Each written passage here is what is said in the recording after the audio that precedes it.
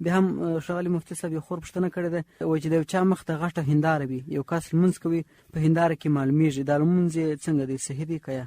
د دې خور د پوښتنې په هکله باید ووایو لمونځ کوونکی باید داسې ځای لمونځ وکړي چې د خشوع وساتل سي. نو په داسې ځای کې لمونځ کول مکروه دی چې د لمونځ کوونکي خشوع ته تاوان کوي. نو په هغه کې یو دا چې شی ته مخامخ لمونځ کول دی چې لمونځ کوونکي ته پکار ده خپل نظر کښته وساتي تر څو خشوع ورته حاصله سي. البته که نظر او توجه نسوه راګرځولی نو بیا لمونځ سره د کراهیت صحیح دی. لکه څنګه چې علامه ابن عابدین شامی رحمه الله لیکي بقي في المكروهات اشياء آخر منها الصلاة بحضرة ما يشغل البال ويخل بالخشوع كزينة ولهو ولعب.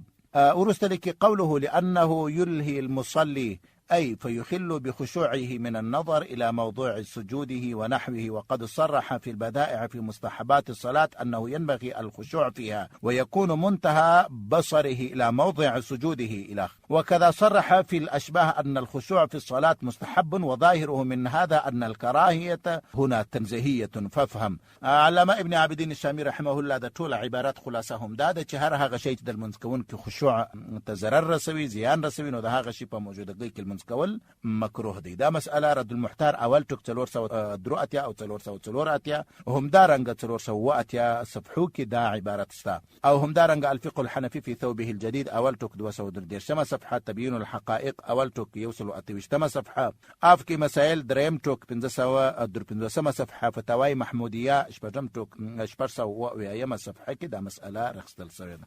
متى سنظل رقودا نغرق في النوم ونشخر. إذاعة تعليم الإسلام ترافقكم ليلا ونهارا أينما كنتم. دقت أجراس الخطر والحال. تعليم الإسلام راديو.